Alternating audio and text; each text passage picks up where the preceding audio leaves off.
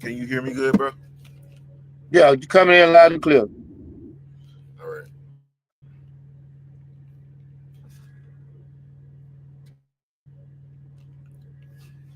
All right, Akim Shalom. Shalom. Kahalayim La Yahweh Bahasham Yahweh Shah God, Bahasham by Hashem, Makakadash. Yisakitash. Double honors to the apostles and to the elders of Great Millstone that rule and teach well. Much peace, love, and salutation to the whole elect, pushing the word and truth and sincerity. Shalom. Shalom. Uh, keep in mind, brother, there might be a like a 5 second delay between me and you, so just keep that in mind. Okay.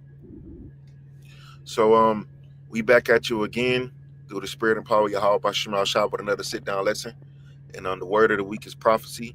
So we're gonna get it right into that. Um, the title of this lesson is what? Prophecy is our primary focus. We're not worried about anything else. The only thing we concerned about is prophecy. All the smoke and mirrors that goes on in this society, all the false flag events, all the distractions that are set up to distract the minds of the people. We're not worried about none of that shit. Our primary focus is on the prophecies. So the main prophecies that we're looking forward to are the MOTP and the World War III, mainly. Those are the main two, but you can't also forget about the MOT. I'm sorry, you can't forget about the race wars and the concentration camps and martial law and things of that nature that's going to come down also. But our primary focus that we are worried about to get the hell up out of America, Babylon the Great, is the MOTB and World War III. So that is what we hoping for, that these things come to pass quickly. That the scripture says we hastening the day. We're hastening the day. We wanted that day to come quickly when the Lord is going to perform his prophecies that he spoke by the mouth of his prophets in these times that we're living in now. So, do you have any opening, statements, brother? I don't have anything at the moment, brother. All right, so we're gonna get right into the scriptures that we have queued up concerning the MOTB, and if anything else we have through the Spirit, we're gonna bring it out, Lord willing, and it'll be edifying to the hopeful elect that need the sheep of Yahweh Shai that need to hear these words. You got it, brother. This is the book of Revelation, chapter 13, starting at verse 11. And I beheld another beast coming up out of the earth, and he had two horns like a lamb, and he spake as a dragon. All right. So when we go to the Greek and we look up the word beast in the Greek, let's look it up real quick.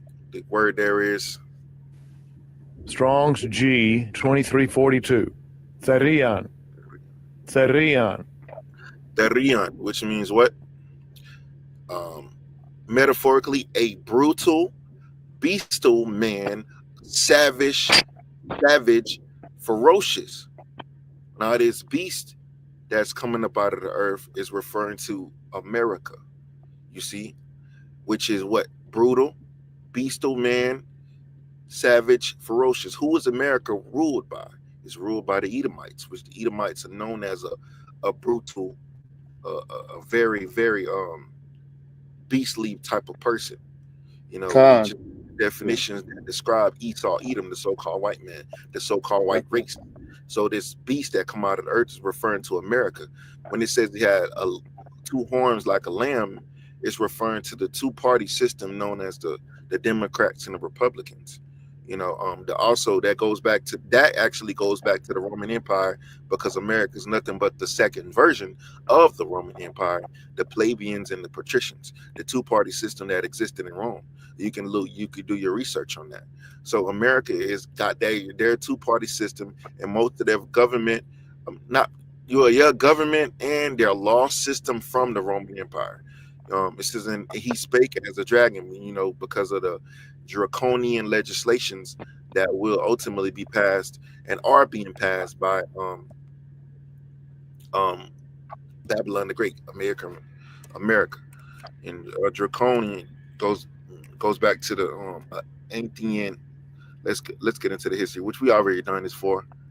Draconian. It says of pertaining to Draco, the ancient Greek statement in reference to laws. See, it's all about laws because ultimately it's going to be made mandatory under law that you got to take the jail under the penalties of death or, many other tactics that Esau have to X out those that don't want to follow his plans.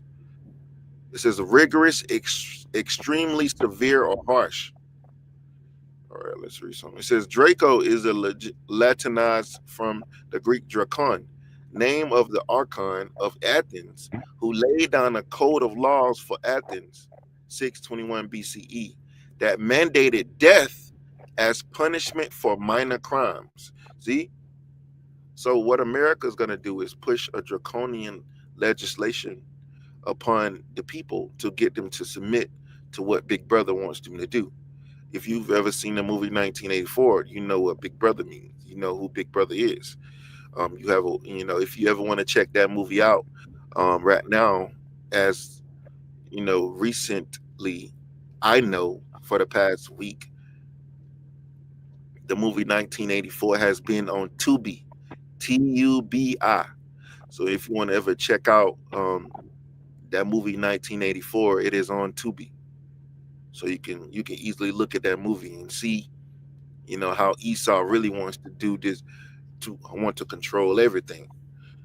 So America is that beast that came out of the earth with two horns like a lamb, which is talking about the Republicans and Democrats, and that spake as a dragon, talk about the draconian legislations. Go ahead, brother.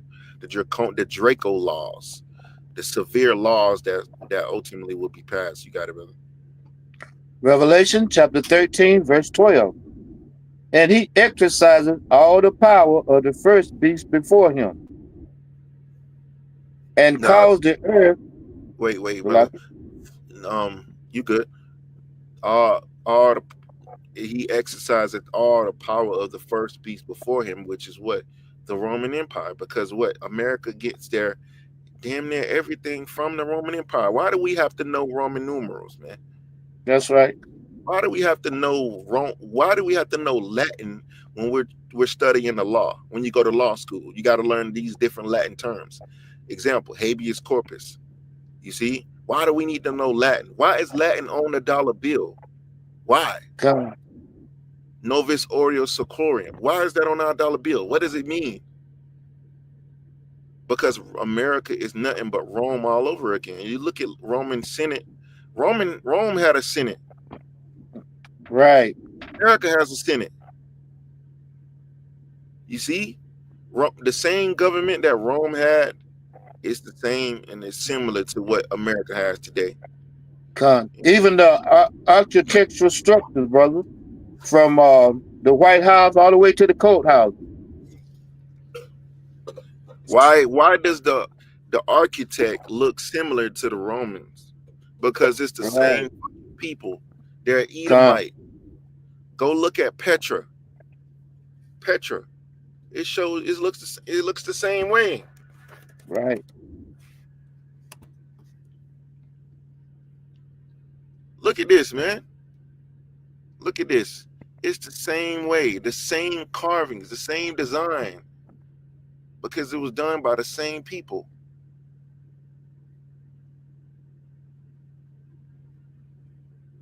The Edomites.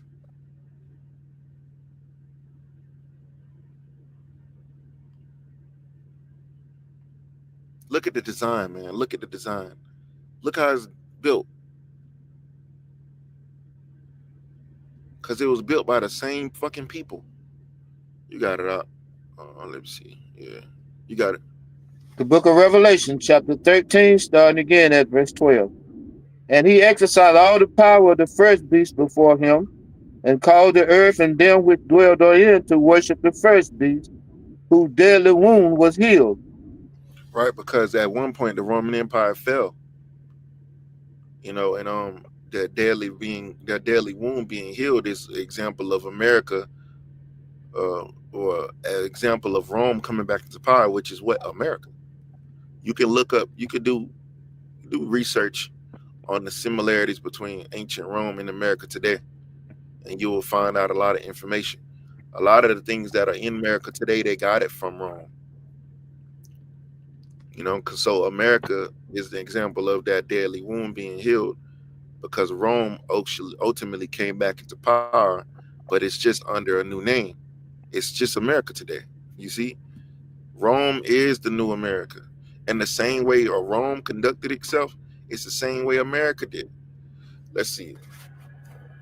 American highways are similar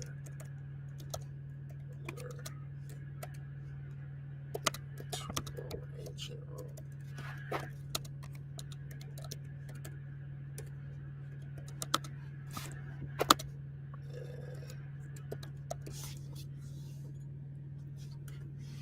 All right. All right, let's see. I went on Google and I typed in American highways are similar to ancient Rome. It says American highways are similar to ancient Rome roads in that both systems were designed for military and civilian purposes, feature advanced engineering for their time, utilize a layered construction with drainage, and connect vast network of cities and towns. See? That is the same way America's highways were. I'm sorry, ancient Rome roads. Comparison of ancient Rome roads to modern roads. It's on Facebook. It's not really a credible source. Let's see. Without a single degree, they built us roads that last in time. No.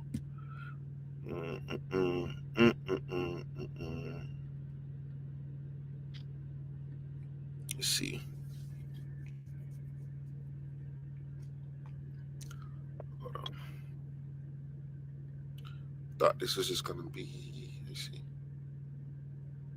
The roads of the Roman Empire. Roman concrete and road building technology contributed to the amazing endurance of ancient Rome roads. Uh,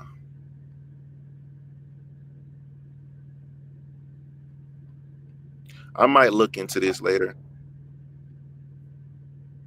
but I just want to find an article that just makes it very simple. But ancient Roman roads were similar to the way Americas are today. I'm gonna read some more. This is, however, modern highways face vastly different traffic loads and employ more advanced modern materials and technologies, leading to shorter lifespans compared to the exceptionally durable, historically preserved Roman roads built with labor-intensive, over-engineered techniques. Similarities. Purpose and scale. Both road systems were built to connect major centers of power and commerce, enabling rapid troop movement, and Right. facilitate damn, it's a tongue twister. Felicitating trade. Felicitating. I'm sorry, I had to slow down a little bit. Felicitating trade, and that's the same thing that's used for America's roads today. Right. Um, You know, they're constructed in a way that the military can have easy access to different cities to pretty much, put them up under siege, which is going to that be apparently, well, when they implement martial law. that is true. You know, there are actually many different indicators on the roads, on signs to point the military in the right direction when it comes to rapid deployment. But let's Con. keep on. This is engineering principles. Both Roman and modern roads builders understood and applied principles of drainage, compaction, and stable subbase to distribute loads and prevent erosion. Layered construction. The concept of building roads in layers from a compacted subgrade up to define the surface remains an essential technique in both ancient in modern road construction. Network design. Both systems are vast networks that serve as the backbone of their respective societies' infrastructure, with roads radiating from central points like Rome or modern or major American cities. Military utility. The U.S. interstate highway system, like its Roman predecessor, was also championed for its military usefulness. With General Eisenhower, inspired by ancient German Autobahn. So, what is the point of us bringing out this information? America gets many things from its daddy, which is the Roman Empire. So, you got it, brother. Back in Revelations. The book of Revelation, chapter 13, verse 13. And he doeth great wonder, so that he maketh fire come down from heaven on the earth in the sight of men. So what? So what? When did America make fire come down from heaven in the sight of men? A very, very, very, very powerful fire. Hiroshima and Nagasaki. You know, that's when America bombed those two Japanese cities with the atomic bomb, and it's real, literal history.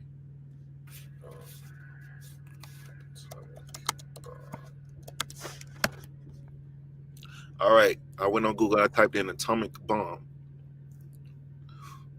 This is the first time that any weapon like this was ever used. When was the first nuclear? I'm gonna just type in nuclear bomb dropped. All right, when was the first nuclear bomb dropped? The first nuclear bomb used in warfare was dropped on the Japanese city of Hiroshima on August 6, 1945.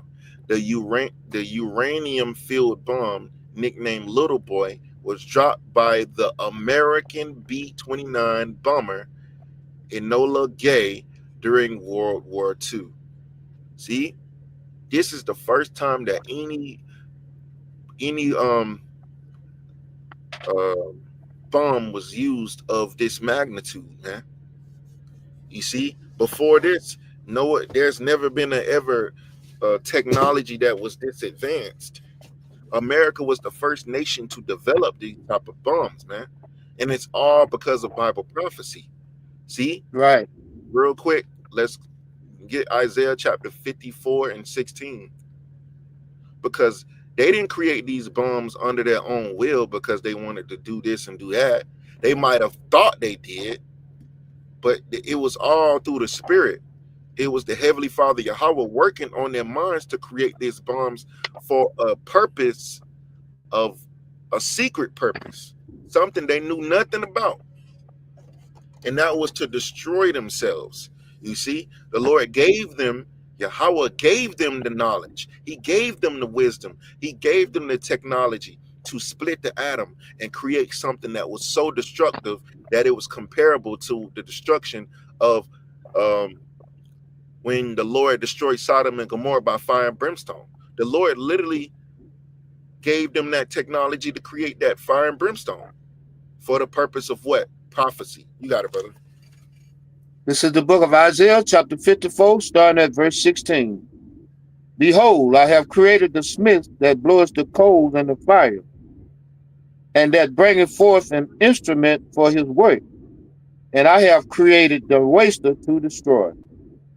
Right. So the Lord created the smith that bloweth the coals and the fire. It's talking about these different scientists that he gave the knowledge to create these missiles, to create these bombs, to split that atom and cause a fusion of these different materials or these different elements. I'm sorry, not materials, elements. He created he gave them the knowledge to fuse these different elements to create something that was very, very powerful and very, very destructive. You see? So read that again, brother. This is the Actually, book of Isaiah, chapter 54, verse 16. Behold, I have created the smith that bloweth the coals in the fire, and that bringeth forth an instrument for his work. mhm. And I have created the waster to destroy. Now a normal person might look at that scripture and ask, what is that talking about? That's why the prophets are here. We are here through the spirit and power of Yahweh Bahasham Yahushua, the true God of the Bible, to break down what this means. Because if you look That's at it right. for face value, you won't understand what it's talking about. But we're gonna tell you what it's talking about. Behold, Exactly. the smith, The um, scientists, is those the scientists. because Right. they're the ones that are responsible for putting these missiles together. You can look that up, bro. You can look that up on Google. Who was responsible? It was you look at the movie Oppenheimer, man. There was those scientists that got together in a private location and ran tests and fused things and put things together to come up with something that was very, very destructive. Con. And to further, the go into the fact that it was the Most High that gave them the knowledge. They was astonished at what they had created once they had created it. Yeah, they was scared. Some of them Yeah, was afraid. They was scared of what they had on that's that type of look. Like, what the fuck yeah. have we done? What have I done? What have I Hmm. done? But see, it wasn't of their own selves. That's right. The Heavenly Father controls everything. Hold on, let me see.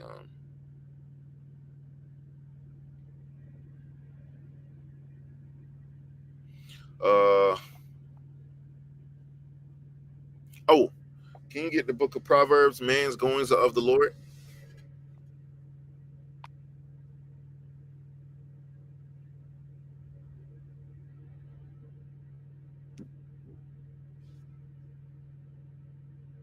Uh, what chapter, verse, brother? I don't know it right off. I got you, bro. I'm gonna search it real quick.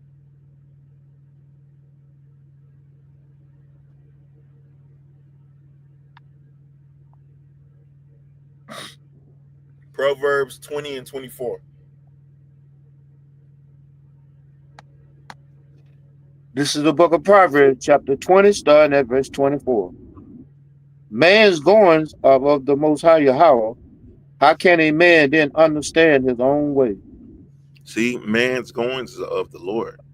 So the Lord put it in their spirits to create this instrument, this waster, because it was going to be used to put an end to Esau. He's going to be destroyed by his own blessing. That's how bad the God of the Bible is. He gave you the technology and the willpower to create something that's so destructive. But the reason why he gave you the knowledge to create it is because he wants you to destroy your damn self. That's right. Because Russia is going to beat America at its own game. America was the first nation to ever create bombs, these nuclear bombs. But guess what? Russia is the nation that has detonated the strongest nuclear missile. Okay, let's verify that. Who detonated? Who detonated the first hydrogen bomb? Wait, was it America? Yeah, it was America that just detonated the first hydrogen bomb. Who detonated the strongest hydrogen bomb? All right, and this is from Google. It says the strong hydrogen bomb most likely refers to the Tsar Bomba, the most powerful nuclear weapon ever detonated, which was tested by the Soviet Union.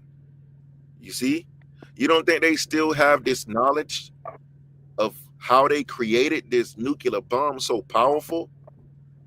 Let's go to Google again. Who has the strongest nuclear nuclear bomb? Let's see. Well, it still go back to Tsar Bomba. The strongest nuclear bomb ever detonated was the Soviet Union's Tsar Bomba. in 1961, which yielded a 50 megaton, had a yield of 50 megatons, while Russia, the successor of the Soviet Union, still possesses nuclear weapons. The Tsar Bomba was a unique, highly yield device and the most powerful weapon ever tested, not a bomb currently in active service. Yeah, that's what they tell you. They might still have this bomb in their back pocket, man. You think they're just gonna create one of them? Come on, man. Don't be so gullible. Let me rephrase that. Who has the strongest intercontinental CBMs? Because that's what they're called today. They're called intercontinental ballistic missiles. So Russia is widely considered to be the most powerful intercontinental. Intercontinental means it can travel from one continent to another. Ballistic missiles with its RS-28 Sarmat, also known as Satan II, due to its advanced capabilities, including hypersonic. I'm sorry, damn, I clicked on the link. Hypersonic glide vehicle and fractional orbital bombardment system potential, and its status as the world's longest range and most powerful intercontinental ballistic missile system. Other significant ICBMs with long ranges include China's DF-41, which is Dongfeng, and the American Minuteman III, though the Sarmat's capabilities are currently unmatched by those of other nations. So Russia has the most advanced nuclear missiles because you know why? Do you know why Russia has the most powerful missiles? Because the Heavenly Father Yahweh is dealing with them on a level he's giving them that extra boost they need to defeat Babylon the Great, who according to Bible prophecy. So let's go back to Revelation chapter 13.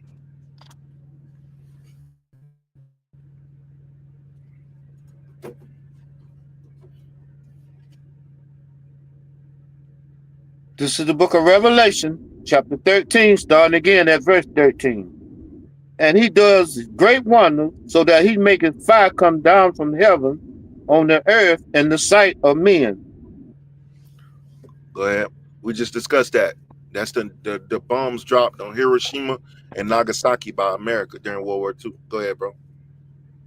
And deceiveth them that dwell on the earth by the means of those miracles which he had power to do in the sight of the beast.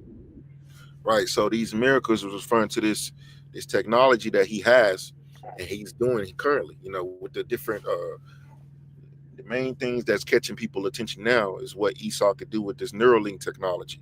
And there are many other companies that are getting into brain chipping people, having paraplegic people and people that are crippled walk again and shit like that. Those are the miracles, that are being exercised by Esau on the left-hand side with his technology. And that's what's going to deceive the minds of the people to ultimately following after this beast system and having trust and confidence and faith in it. You got it, brother.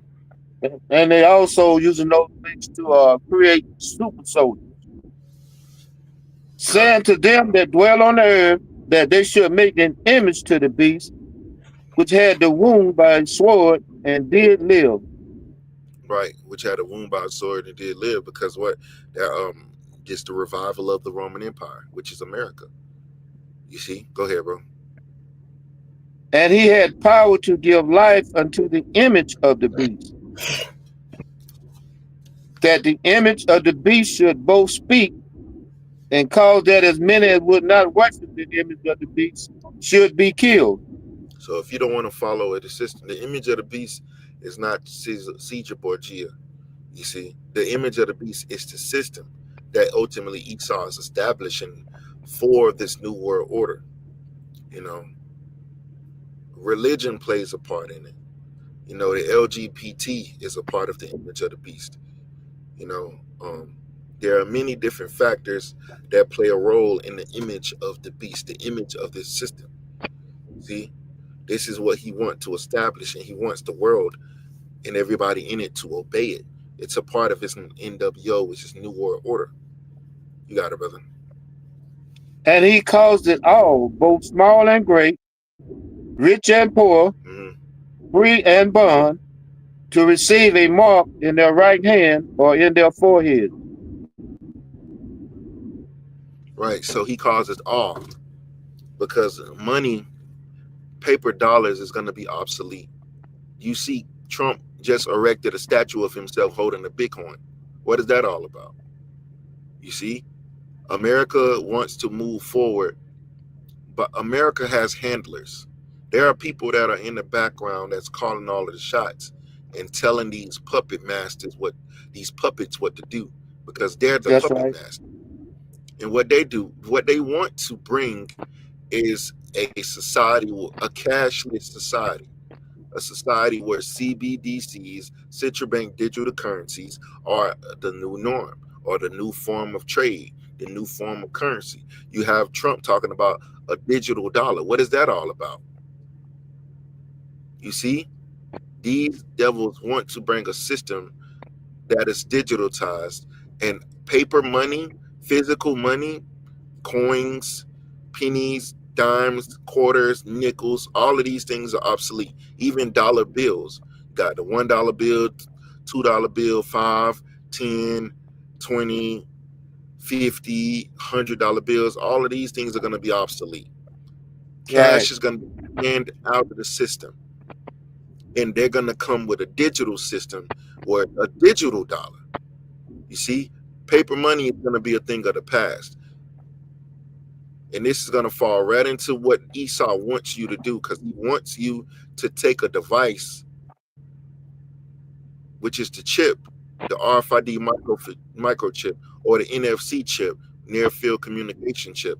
That's what he wants to put inside your body. There are already people that are taking the microchip.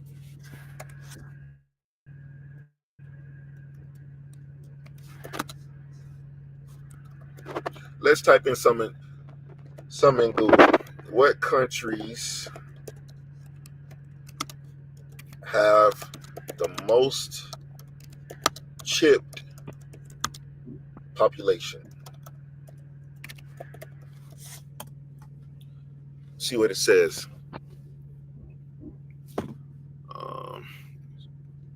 All right. In terms of vocabulary, human microchipping, Sweden has the highest chipped population, while precise total numbers are difficult to verify. The country is widely recognized as the pioneer in the voluntary use of microchips, with thousands of Swedes receiving implants. You see?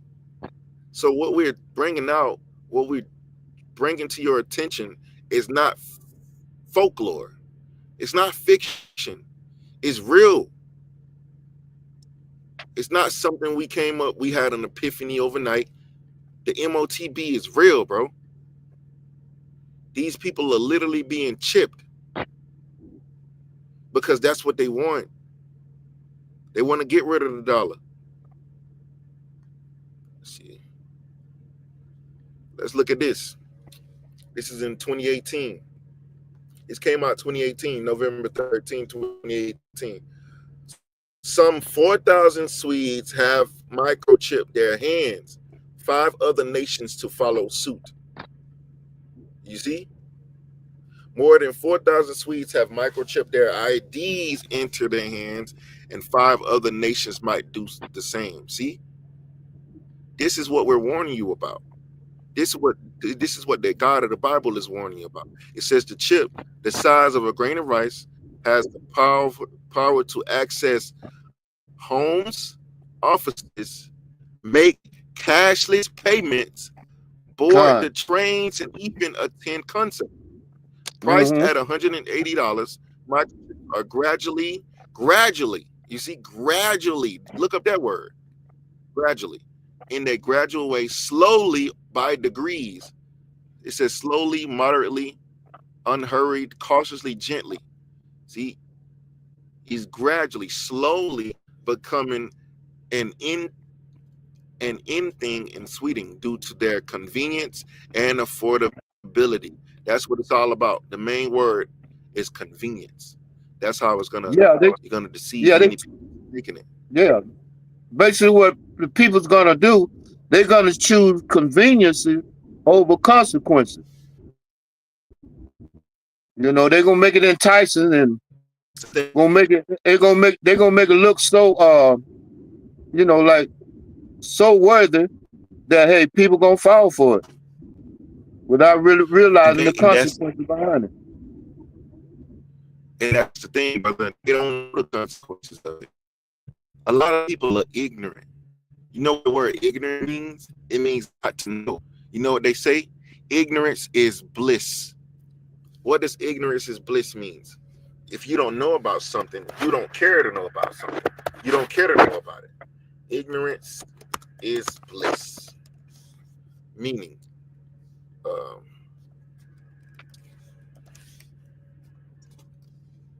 ignorance is bliss. The saying ignorance is bliss originated in 1768 from the English poet Thomas Gray. The meaning was never to blah, blah, blah, blah, blah, blah. Hold on. The meaning was never to say that being stupid makes you happier, but instead, being less informed can be blissful. See? Let's look up the word blissful. Blissful meaning extremely happy, providing perfect happiness or joy. So some people are happy being ignorant.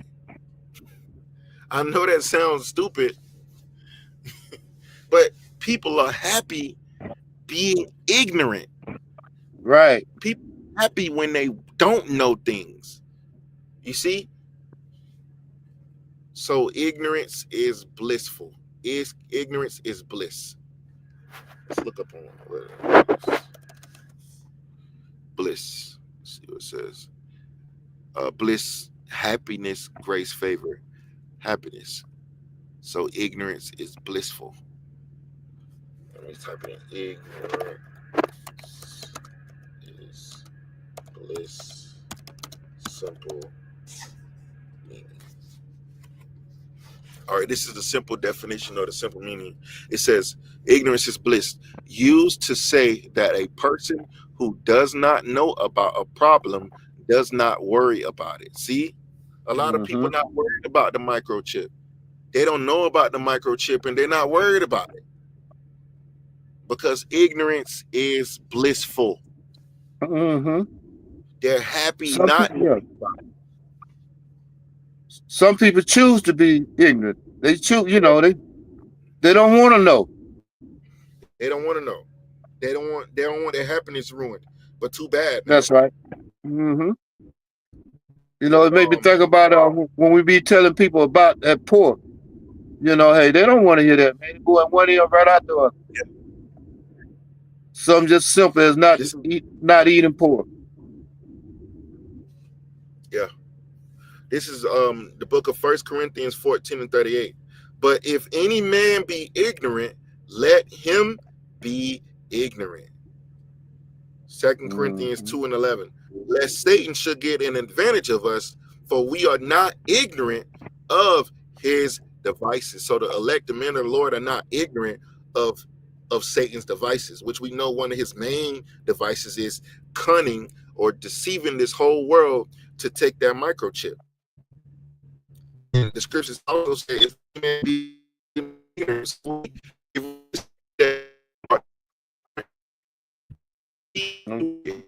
you're breaking up, brother. Can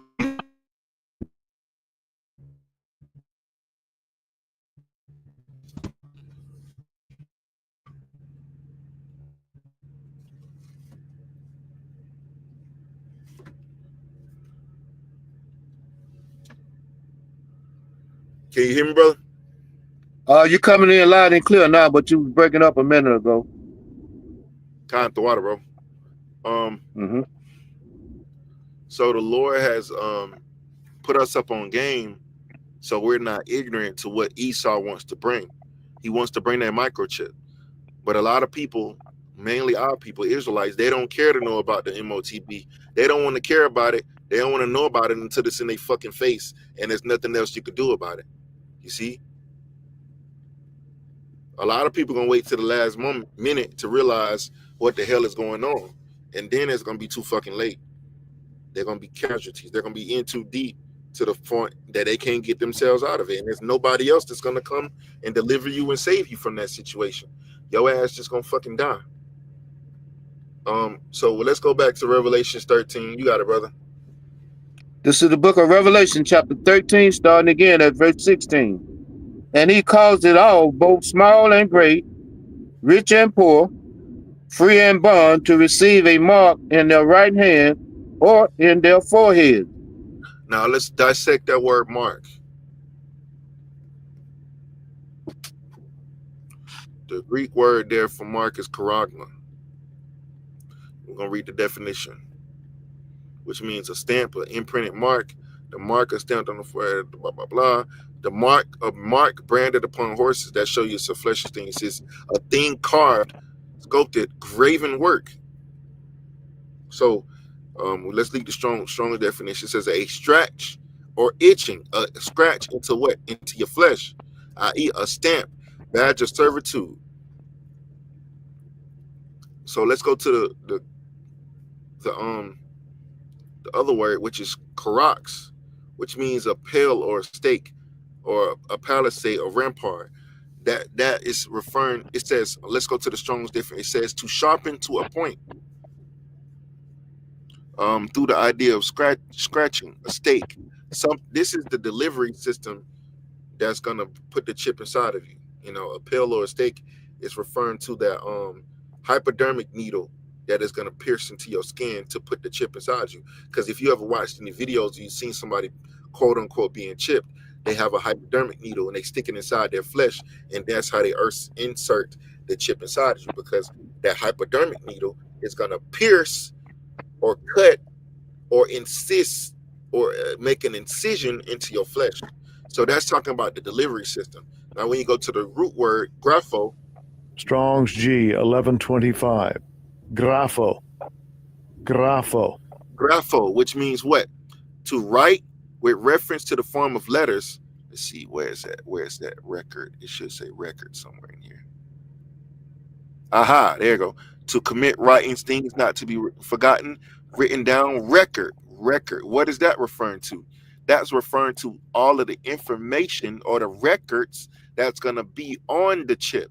If you go back to that, what we just read earlier about the Sweden microchipping, it said that their information would be on there.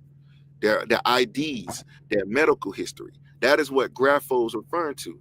So these Greek words cover all levels. It covers the actual chip. It covers the delivery system, which is the karax or parallel stake, which is the hypodermic needle, and also covers the grapho, which is what? The information that's going to be on the chips, your medical information, your criminal history, your job, you know, all of these things are going to be embedded inside of the chip, inside of Esau's new system that he wants to create for you. So you got it, brother. Read that scripture again. This is the book of Revelation, chapter 13, starting again, verse 16. And he caused it all, both small and great, rich and poor, free and bond, to receive a mark in their right hand or in their forehead. Right, because in their right hands or in their foreheads, between the thumb and index finger is where the most heat is, because that's what's going to power the chip, because it needs to be powered, right? It's going to use you to power it. And also Neuralink, the foreheads is referring to brain chipping. They already having brain, people that are getting brain chips, man. Neuralink is the progenitor amongst many other companies that are pushing forward chipping people. You got it, brother. Verse 17, and that no man might buy or sell, save he that had the mark, or the name of the beast, or the number of his name. Right, which all these things are one and the same. If you don't have them, if you have the MOTB, according to their implants, you're going to be able to buy and you're going to be able to sell. You have certain videos out there that show you that people are out there buying stuff by just swiping their hands because they have a chip in their hands. Let's Google that. People buying things with their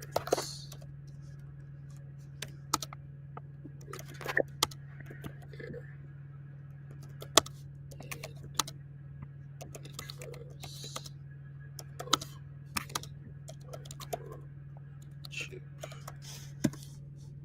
Ah, damn it.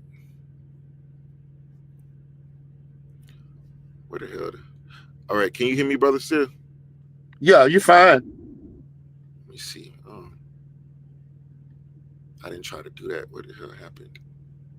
Oh, okay. I had opened another tab for some reason in another. All right. It just showed me a completely different answer.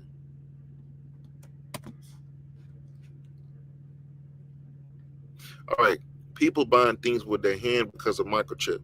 The technology allowing people to pay with a microchip implant in their hand is a real, though niche form of biohacking. It works using the same near field communication technology found in contactless credit cards and mobile payment apps. Because what your credit cards have what's in them? They have chips in them. Right. And what they're gonna do? Put that chip inside of you. It says how it works. Implantation. A small rice-sized chip is encased in a biocompatible material and implanted under the skin. Under the skin. Most commonly in fleshly areas between the thumb and forefinger. The procedure is often performed by a body modification specialist, not a doctor. Activation. The user links the chip to a digital wallet account via a company's smartphone app, popular provider in European company Walletmore. Payment. When the user waves their hands near a compatible contactless payment terminal, the terminal's magnetic fields powers the chip. The chip then transmits the payment data to complete the transaction. No battery needed. The chip does not require battery, as it is powered by the payment. It is powered by the payment reader when activated. All right, so the microchip implants let you pay with your hand. So you can see, this is gonna be the new form of currency. Ain't gonna be no dollars, no coins, none of that. The new currency is gonna be those microchips, and that's gonna be implanted inside people. You got it, brother. Revelation chapter 13, verse 18. Here is wisdom. Let him that has understanding count the number of the beast, for it is the number of a man, and his number is 666. So 666. That's Esau's number. He loves that number 6, man. So when you do a lot of research, you will see that 666 is embedded in a lot of shit when it comes to America.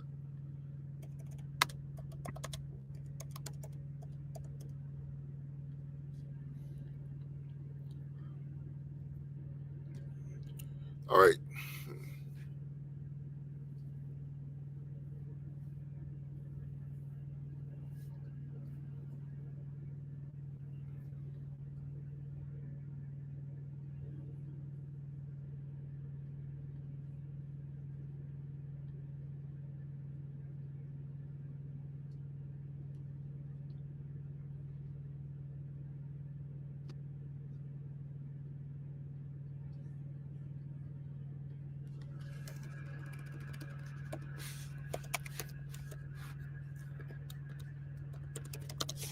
One thing 666 is inside of is every barcode in America. Look it up. Look at every barcode. You will see 6, 6, and 6, because the creator of the barcode had a specific job. He was appointed to create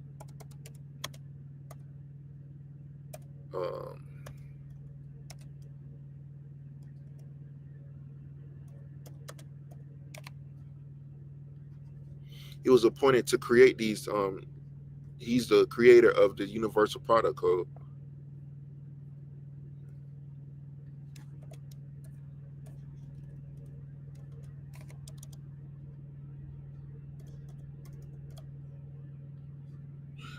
I says George Joseph Loyer. Now, if you notice, what you notice about this man, every single last one of his names have 6 letters in it. George has 6, Joseph has 6, and Loyer has 6. That's the vibration of Esau. It says was an American engineer for IBM, which is International Business Machines, at Research Triangle Park in North Carolina. He published 20 bulletins, held 28 patents, developed the Universal Product Code in the early 1970s. So we already know that this MOTB system has been a part of the elite's plans for a very long time. So this is the man that's responsible for creating all of the barcodes that you see today. And every single last one of those barcodes have 666, 666 in them. That's not by coincidence. That's by design. They did it that way. You see? When you look up the Greek word for 666, it goes back to the word chi-sai stigma, which we're going to focus on is the word stigma in the Greek, because it describes the chip, and that it describes it as something that is it's something that is physical. Let's look it up. Stigma, Strong's G 4742, stigma. Strong's G 4742, stigma. So this right here, this definition, this word proves to you that these things are actually physical. It's something that's going to go inside your body. It says a mark pricked in or branded upon the body. See, look, that's what this microchip is going to be. Now, if you go back to ancient Rome used to prick. They used to did ancient brand people. All right, let's do some research. Did ancient Rome brand people? It says yes. Ancient Rome used branding, particularly for slaves, as a method of marking ownership and as a punishment for crimes like theft or attempting to escape. You know what the MOTB is? It's nothing but a digital brand. That's what it is. Mm-hmm. When they put that chip in you, you're basically branded with their digital system that has all of your information, that has all of your everything about you, your criminal history, your medical history. You see? That's what this is. That's right. It's an indication that you're owned by the New World Order.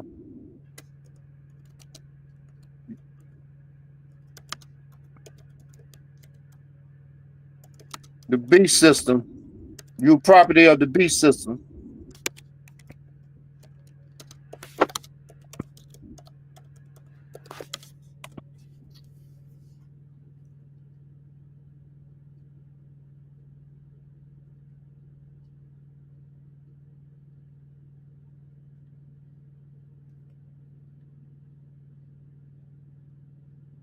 Because the functionality of those RFID chip, hey, can be manipulated from another source, you know. They can be controlled, or they can be shut down, they can possibly even cause death. All right. I went on Google and I typed in how could people be branded today by technology. It says today technology brands people not with physical marks, but with pervasive digital identity. God. Bro, we are not making this shit up, man. This is factual. And it's all through the spirit and power of Yahweh Ba'ashem Yahushua. This is prophecy of the MOTB. the mark of the beast, the microchip, the NFC chip that Esau wants to put in you, man. It says the C-hip, or right.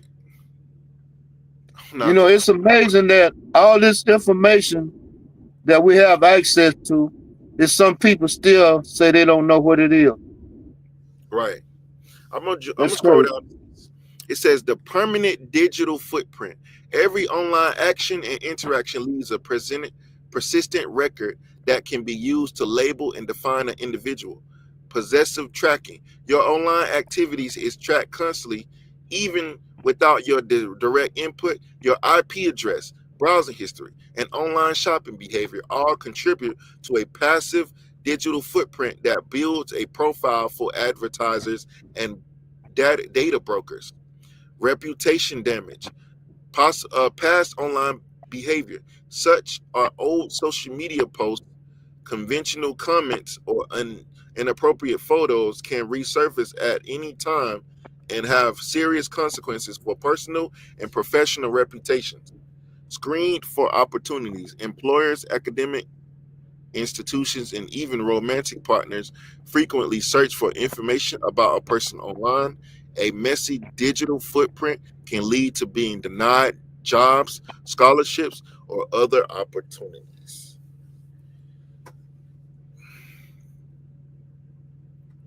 So, the vulnerabilities of digital brand. Technology can also create a brand that is deceptive or fragile with negative consequences for the individual. Commodification of self. The pressure to maintain a perfect personal brand can lead to com- commodification of self, or where authenticity is replaced by carefully managed performative behavior that is shaped by audience expectations. Invisible in surveillance.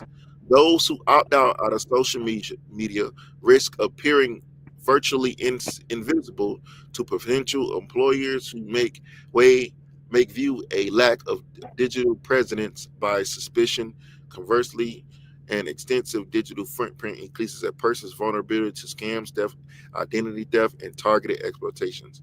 Narrative control. The digital world creates a powerful technology mandated mediated narrative of a person's identity. However, this narrative can be co-opted by others through cyberbullying, online harassment, or having or by having an unflattering persona defined for them by an online mob. So what is the point of me bringing out this definition? The purpose of the microchip is to brand you, but see, it's not going to brand you in the physical way. It's going to brand you in the digital way. You see, digital footprint. So when you go down to the Strong's definition, it means what? To stick, to prick, mark, or insist or punched for recognition of ownership, or figuratively a starved service. So it's something that's physical, but it's going to have all of your information on it, your criminal history, everything about you is going to have, those microchips is going to have on you. So let's get Revelation chapter 14, start at verse 9. We're going to close out with that. For those that don't know about the microchip, or don't know about the MOTB, don't take it, man. Don't take it. If you don't take nothing from this lesson, just know, don't let them put that microchip inside you, man. You don't got to listen to shit I say. Ignore all of that. But one thing you should take from this video, be aware of the microchip and don't take the microchip under no circumstances. You got it, brother. So you want what book now? Revelations 14 and 9. This is the book of Revelation, chapter 14, verse 9. And the third angel followed them, saying with a loud voice, if any man worship the beast and his image, and receive his mark in his forehead or in his hand, the same shall drink of the wine of the wrath of the Most High Yahweh, which is poured out without mixture into the cup of his indignation. And what is that? That is the nuclear destruction. That's what the fire and brimstone is all about. Those that take the MOTB, the micro C-hip, in their right hand or in their foreheads, they're gonna die by way of the nuclear bombs going off, man. They're going to be here when those missiles hit drop ground zero, because the Lord is going to make sure of it. He's going to preserve you. He's going to keep you alive till those bombs hit ground zero, which hits America. So if you take the chip, if you take this micro C hip, you're going to die in that nuclear destruction. And we pray that the Lord give us the spirit and the strength and the courage to endure the time of testing, which is the time when the MOTB will be made mandatory. Go ahead, brother. Revelation chapter 14, starting again at verse 10. The same shall drink of the wine of the wrath of the Most High Yahweh, which is poured out without mixture, concentrated, into the cup of his indignation. And he shall be tormented with fire and brimstone in the presence of the holy angels and in the presence of the Lamb. So how are they going to be tormented while fire and brimstone? By the nuclear bombs that we was going into earlier. That's right. The Lord is going to use these different nations to drop nukes upon America. Even America's allies are going to shoot bombs on this place. And those that take the micro C hip are going to be living. They're going to be here, and they're going to be on the soils of America. They're going to be conforming to Esau's system. And then next thing you know, they're going to see those nuclear bombs getting shot off, and they're going to be hitting ground zero, and all of them are going to fucking die, man. So we encourage you not to take the chip, because you take the chip, you're going to die a very, very horrible death when the Lord caused these nations to shoot missiles upon America, because that's how America going to go out. She's going to go out by fire, as the scripture says. Go ahead, bro. Revelation chapter 14, verse 11. And the smoke of their torment ascended up forever and ever. And they have no rest day nor night, who worship the beast and his image, and whosoever receiveth the mark of his name. So the smoke of their torment is sending up to forever, because America is more than 5,000 square miles across, and north, south, east, and west, if I'm not mistaken. And this is a very, very vast place. It's very big, and it's gonna burn for a very, very long time. It's not gonna burn forever. It's just gonna burn for a long time, and that's why the scripture says the smoke of their torment is sending up, forever and ever, because that's what just referring to a very, very long period of time. It's gonna take a long time for this fire to go out, and America's gonna be fucking burning, man. It's gonna be burning. You have all kinds of gas and natural gas and all types of things that are, just naturally flammable. You got oil fields and, things of that nature. So this place is going to burn for a very long time. Even right now in Pennsylvania, I forgot about this, but one of the apostles, one of the elders had brought it out recently. There's a city in Pennsylvania, still to this day, that there's a fire burning in that city, even unto this day, man. That shows you right there example of something burning forever and ever. And it also shows you how ready this place is to blow. Man, if fire hitting all these flammable places at once, man, this place gonna go boom. It's gonna get the big boom. You gotta think about all the different types of chemical plants, or the different fuel, oil fields, and gas tanks, and natural gas lines, and all of this shit gonna blow, man. And don't forget about your military bases. They full of all kind of flammable material, plus bombs and different types of ammo, and and think about all fuel, airplane fuel. And man, think about all the gas stations you see. You see how many gas station areas out here, man? The right amount of heat hit them places, man. Them places turn into a fucking explosive, man. That's right. Boom. So when this place blow, it's gonna blow, man. It's gonna go. And it's gonna burn for a long time, man. And that's exactly what Yahweh Bashim Shah saying. Because when those nuclear missiles hit, they gonna destroy every fucking thing, man. Like the scriptures speak about, there's gonna be a destroying wind, because it's gonna destroy everything. Those bombs gonna destroy everything. The flames, it's gonna destroy everything. Everything gonna go boom, man. This place is a bomb ready to happen, man. God. That's all we had through the spirit and power of Yahweh Shemel Shah. Prophecy is our main focus, and in this lesson, we was primarily focused on the two main prophecies that we're looking forward to, which is the MOTB, which micro C hip, and the World War III, which is going to be fought with fire, with nuclear bombs, nuclear missiles by Russia and its allies, and also America's allies are going to shoot missiles on this place, as it says in the Book of Revelation. So, Lord willing, this lesson was edifying. You got any for closing words or phrases, brother? I don't have anything, brother. Kind of. So with that, we're gonna give all praise and glory to Yahweh, Bahasham, By Shem, Bahasham, Rakat Kodash. God, Double honors to our apostles and to the elders, the great millstone that rule and teach well. Much peace, love, and salutation to the hopeful elect, pushing this word in truth and in sincerity. When I say Shalom, Shalom, Om Yasharallah, Ram Nasharala, Shalom to the elect, Shalom. Shalom.